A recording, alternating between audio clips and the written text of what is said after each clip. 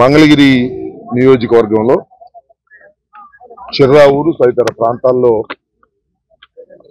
రైతాంగం పండించినటువంటి వరి పైరుని పరిశీలించడం జరిగింది.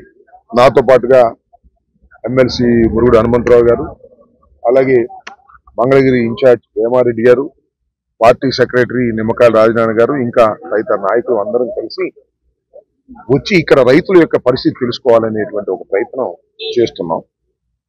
రేపు 13వ తారీఖున ఈ పరిస్థితులన్నీ తెలుసుకుని కలెక్టర్కి ఒక విజ్ఞాపన పత్రాన్ని, రైతుల యొక్క ఇబ్బందులు తెలుసుకుని వారి విజ్ఞాపన పత్రాన్ని సమర్పించాలనే ఉద్దేశంతో రాష్ట్ర వ్యాప్తంగా జగన్మోహన్ రెడ్డి గారి పిలుపు మేరకు 13వ తారీఖు కలెక్టరేట్లకు వెళ్లి ప్రదర్శనగా వారికి రైతులు పడుతున్న ఇబ్బందులు, వాటిని పరిష్కారం కోసం వారు చేయాల్సినటువంటి సూచనలు చేసే ప్రయత్నం చేస్తున్నారు.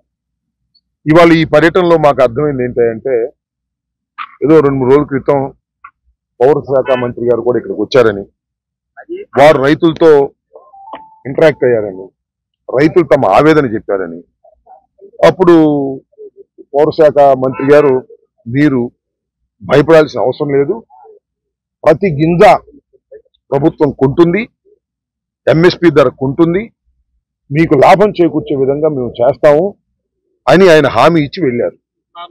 కానీ ఆ హామీకి తగ్గట్టుగా ఇక్కడ పని జరగటం లేదనేది వారు ఆవేదన చెందుతున్నారు. ఇప్పుడే మేము 2-3 చోట్ల చూసాం రైతుల యొక్క ఇది. దానిలో కొంత శాతం ఉందని, 10% ఉందని, ఎండబెట్టుకోమని, మట్టి ఉందని ఈ రకంగా కొంటున్నారు. చాలా లిటిల్ పర్సెంటేజ్, ఒక 10% మాత్రమే కొంటున్నారు. మిగతాదంతా తీసుకొచ్చి దళారుల చేతిలో పెడుతున్నారు. ఇవాళ రైతు పరిస్థితి ఎలా ఉందంటే, ఈ సంవత్సరం అకాల వర్షాలు, దానితో పాటుగా వాయుగుండాలు పట్టడంతో ఎప్పుడు వర్షం వస్తుందో అర్థం కాక సతమతమయ్యారు. పండిన పంట ఒడ్డుకు చేర్చుకున్నారు. ఇప్పుడు కూడా మళ్ళా సైక్లోన్ వస్తుందనే భయం. ఇవాళ ఇక్కడ ఆరబెట్టుకున్నాడు సాంబశివరావు అనే రైతు, నేను చూశాను. ఆయన ఆరిపోయింది, బ్రహ్మాండంగా ఉంది, కొనండి 4 రోజులు ఆగమంటున్నారు. 4 రోజులు అయితే వర్షం వస్తే మళ్ళా తడి శాతం పెరుగుద్ది, పెరిగితే మళ్ళా రేటు తగ్గించమని దళారులు వస్తారు.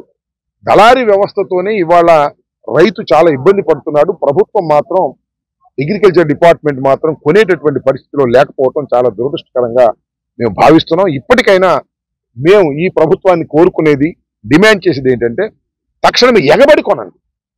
రైతులు ఎగబడుతున్నారు, మాయగొండ అని. అలా కాదు, మీరు ఎక్కడ ఉంది చెప్పండి, మేము వచ్చి కొంటాం అనే పద్ధతుల్లో చేసినప్పుడే రైతు ఒక ఉన్నంతలో బెటర్గా ఉంటాడు. పెద్ద లాభాలు వస్తాయని నేను అనుకోని ఈ సంవత్సరం రైతుల్ని సంతోష పెట్టేటువంటి కార్యక్రమం చేసి, ఎంత కష్టపడ్డా రైతులకు పెద్దగా మిగిలేది ఏమి ఉండదు. కానీ ఇవాళ ఈ పరిస్థితిని ప్రభుత్వం అర్థం చేసుకోవాలని డిమాండ్ చేస్తున్నాం. సరే, ఇంకా చాలా ఇష్యూస్ ఉన్నాయి. ఏదో రైతు భరోసా 1350 ఏంటి, నేను రానియండి 2000 రూపాయలు ఇచ్చేస్తాను, దాని 20,000 రూపాయలు ఇచ్చేస్తాను, దాని మీద పేరు పెట్టండి, అన్నదాత సుఖీభవ. అది స్వామి చెప్పినట్టు ఇది పోయింది, అది పోయింది. ఇదేమో రైతు భరోసా 13,500 లేదు, ఆయన ఇస్తా అన్న సుఖీభవ లేదు. రెండింటినీ ఎగ్గొట్టినటువంటి మహానుభావుడు ఈ చంద్రబాబు నాయుడు గారు. సరే, ఇంకా పొలిటికల్ విమర్శలు చేస్తాం తర్వాత. ఇవాళ మాత్రం తక్షణమే నేను ఈ ప్రభుత్వాన్ని డిమాండ్ చేస్తుంది ఏంటంటే, తక్షణమే మీరు రైతుల దగ్గరికి వెళ్ళి రోడ్డు మీద ఆరబెట్టుకున్నటువంటి వాటిని పరిశీలించి తక్షణమే మీరు వీటిని కొనకపోతే రైతు నష్టపోతాడు, ఇబ్బంది పడతాడు. రైతు ఆగ్రహిస్తే ఇబ్బంది పడతారు. ఇది మాత్రం నేను చాలా స్పష్టంగా చెప్పదలుచుకున్నాను.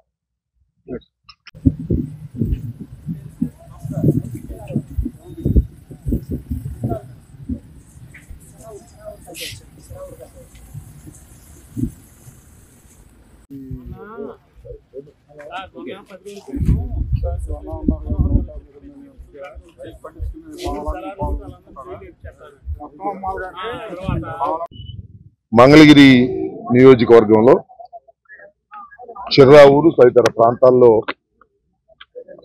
రైతాంగం పండించినటువంటి వరి పైరుని పరిశీలించడం జరిగింది.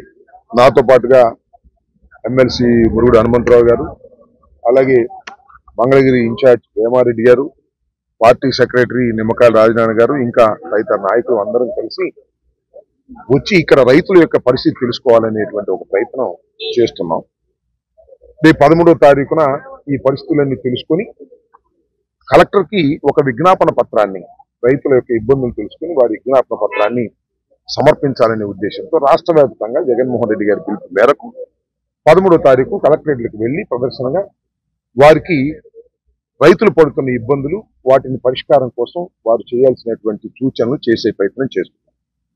ఇవాళ ఈ పర్యటనలో మాకు అర్థమైంది ఏంటంటే, ఏదో 2-3 రోజుల క్రితం పౌర శాఖ మంత్రి గారు కూడా ఇక్కడికి వచ్చారని, వారు రైతులతో ఇంటరాక్ట్ అయ్యారని, రైతులు తమ ఆవేదన చెప్పారని, అప్పుడు పౌర శాఖ మంత్రి గారు మీరు భయపడాల్సిన అవసరం లేదు, ప్రతి గింజ ప్రభుత్వం కొంటుంది, ఎంఎస్పీ ధర కొంటుంది, మీకు లాభం చేకూర్చే విధంగా మేము చేస్తాము అని ఆయన హామీ ఇచ్చి వెళ్ళారు.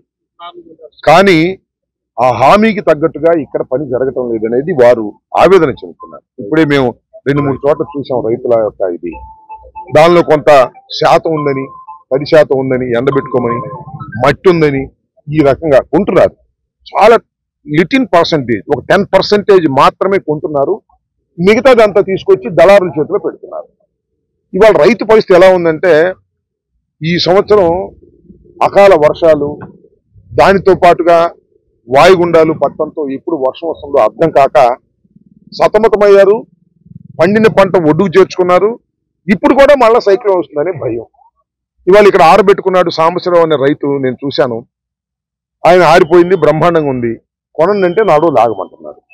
4 రోజులు అయితే వర్షం వస్తే మళ్ళా 10% పెరుగుద్ది, పెరిగితే మళ్ళా రేటు తగ్గించమని దళారులు వస్తారు.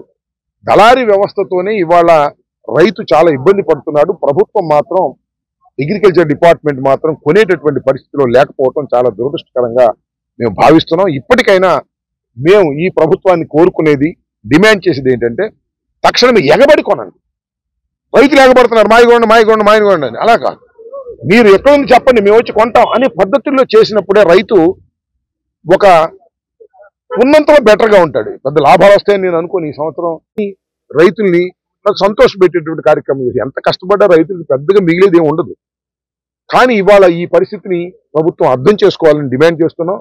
సరే, ఇంకా చాలా ఇష్యూస్ ఉన్నాయి. ఏదో రైతు భరోసా 1350 ఏంటి, నేను రానియండి 2000 రూపాయలు ఇచ్చేస్తాను, దాని 20,000 రూపాయలు ఇచ్చేస్తాను, దాని మీద పేరు పెట్టండి, అన్నదాత సుఖీభవ. అది స్వామి చెప్పినట్టు ఇది పోయింది, అది పోయింది. ఇదేమో రైతు భరోసా 13,500 లేదు, ఆయన ఇస్తా అన్న సుఖీభవ లేదు. రెండింటినీ ఎగ్గొట్టినటువంటి మహానుభావుడు ఈ చంద్రబాబు నాయుడు గారు. సరే, ఇంకా పొలిటికల్ విమర్శలు చేస్తాం తర్వాత. ఇవాళ మాత్రం తక్షణమే నేను ఈ ప్రభుత్వాన్ని డిమాండ్ చేస్తుంది ఏంటంటే, తక్షణమే మీరు రైతుల దగ్గరికి వెళ్ళి రోడ్డు మీద ఆరబెట్టుకున్నటువంటి వాటిని పరిశీలించి తక్షణమే మీరు వీటిని కొనకపోతే రైతు నష్టపోతాడు, ఇబ్బంది పడతాడు. రైతు ఆగ్రహిస్తే ఇబ్బంది పడతారు. ఇది మాత్రం నేను చాలా స్పష్టంగా చెప్పదలుచుకున్నాను.